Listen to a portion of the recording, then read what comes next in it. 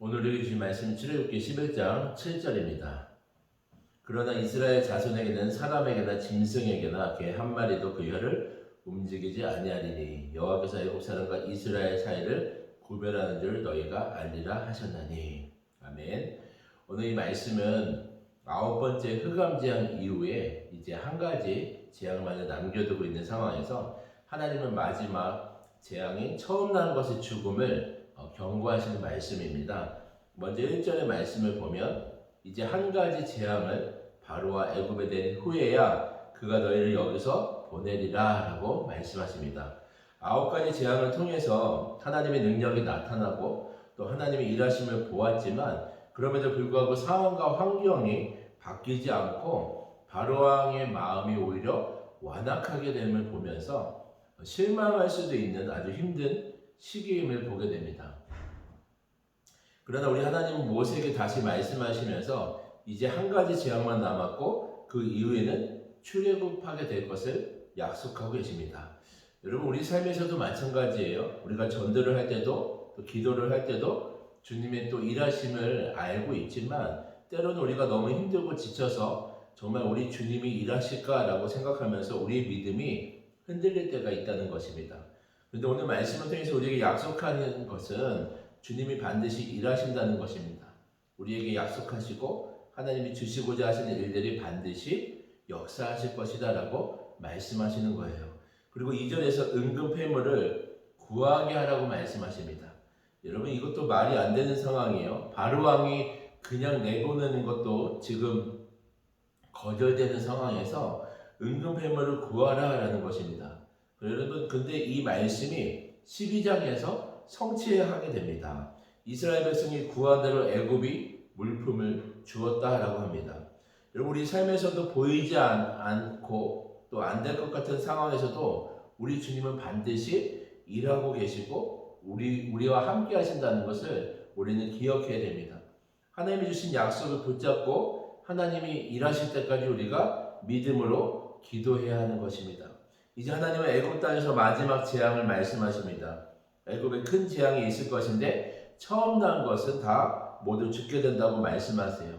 그리고 애굽 땅과 사람들 그리고 심지어 가축에 처음 난 것은 다 죽게 되는 재앙이 임하게 됩니다.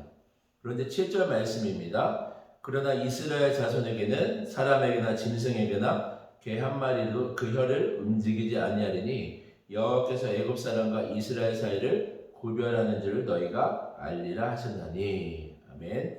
여러분, 애굽에게는 재앙이 임하지만 그러나 이스라엘에게는 개 한 마리도 다치지 않게 될 정도로 구별하시고 구원하신다라고 약속하고 계십니다. 여러분, 우리가 예수님을 믿는 우리 성도에게 주신 특권이 바로 구별함입니다. 세상과 구별되어서 우리를 거룩함으로 부르시고 구원하심을 약속하고 있는 것입니다.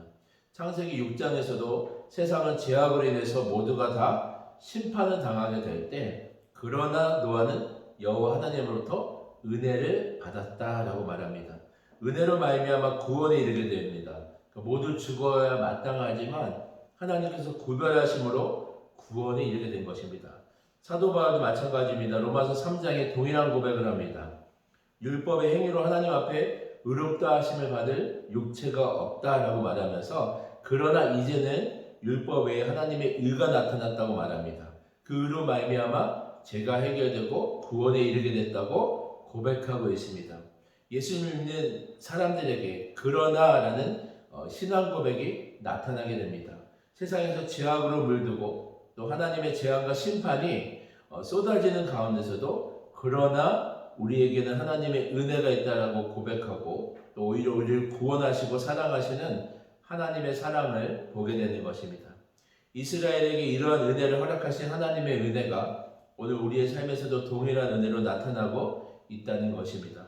우리가 세상의 한가운데 살지만 세상과 구별됨으로 또 하나님의 은혜와 사랑을 드러내는 거룩한 통로가 되시길 주님의 이름으로 축원드립니다. 아멘. 기도드리겠습니다. 사랑의 주님, 그 많은 재앙 가운데도 또 하나님의 심판 가운데서도 하나님이 구별하시고 이스라엘 백성을 구원하셨던 것처럼 그 하나님의 은혜와 사랑이 하나님 우리 안에 경험되어지게 하여 주셔서 감사합니다. 이 믿음 우리가 끝까지 지켜서 하나님께서 주신 그 은혜와 사랑이 항상 넘쳐나는 삶을 살아갈 수 있도록 주여 인도하여 주시옵소서. 감사드리며 예수님의 이름으로 기도드리옵나이다. 아멘. 개인 기도 제목과 공동 기도 제목으로 함께 기도드리겠습니다.